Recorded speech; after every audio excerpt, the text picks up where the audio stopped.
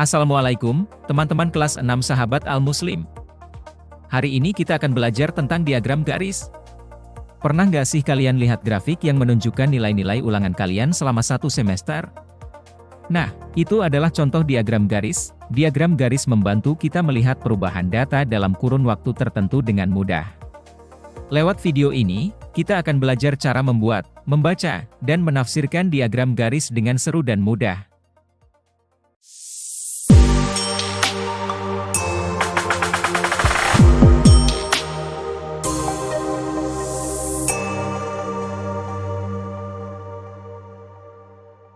Sebagai contoh, Bu Nani mengunggah sebuah video tentang pembelajarannya di kelas.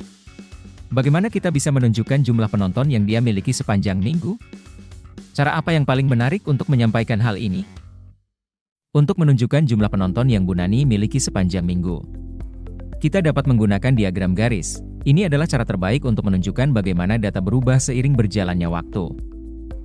Sebelum kita membuat diagram garis, yuk kita kenali dulu bagian-bagiannya. Pertama, judul. Judul ini penting supaya kita tahu apa yang ditampilkan dalam diagram. Kedua, ada sumbu horizontal. Disinilah biasanya kita melihat waktu atau kategori, seperti dalam contoh kita, bulan. Ketiga, ada sumbu vertikal. Nah, di sini kita bisa melihat angka atau jumlah, misalnya, jumlah video. Jadi, setiap bagian diagram ini punya perannya masing-masing untuk membantu kita membaca data dengan mudah. Sekarang kita masuk ke bagian seru, menafsirkan diagram garis. Kita bisa melihat bagaimana data berubah setiap harinya. Nah, sekarang, coba kita lihat diagram garis jumlah penonton video Bu Nani. Pertanyaan pertama untuk kalian, berapa banyak orang yang menonton video Bu Nani pada hari Kamis? Yuk, temukan jawabannya di diagram garis ini. Jangan lupa, perhatikan sumbu horizontal untuk hari dan sumbu vertikal untuk jumlah penonton. Baiklah. Sekarang kita coba baca data di diagram garis ini dengan langkah-langkah mudah. Langkah pertama, temukan informasi yang kita butuhkan di sumbu horizontal. Di sini kita cari hari Kamis. Sudah ketemu, lanjut ke langkah kedua, lihat titik di atas hari Kamis. Nah, titik ini menunjukkan jumlah penonton pada hari itu. Langkah terakhir, cari nilai di sebelah kiri di sumbu vertikal. Dari sini kita tahu berapa jumlah penonton pada hari Kamis, ternyata ada 4 penonton. Sehingga, Bu Nani memiliki 4 penonton aktif pada hari Kamis. Ayo kita lanjut, kali ini, kita akan coba membandingkan jumlah penonton video Bu Nani pada hari Senin dan Kamis. Pertanyaan untuk kalian, berapa jumlah penonton pada hari Senin dibandingkan hari Kamis? Coba perhatikan titik-titik di diagram dan bandingkan nilainya. Yap, ternyata penonton di hari Senin ada 3 lebih banyak dibandingkan hari Kamis. Dengan diagram garis, kita bisa melihat perbedaannya dengan cepat. Ayo, teman-teman, kita buat diagram garis untuk menunjukkan waktu yang dihabiskan siswa di media sosial untuk mengerjakan tugas sekolah selama 5 hari. Langkah pertama, gambar sumbu horizontal dan vertikal, berikan label sesuai data kita. Sumbu horizontal untuk hari, dan sumbu vertikal untuk waktu dalam menit.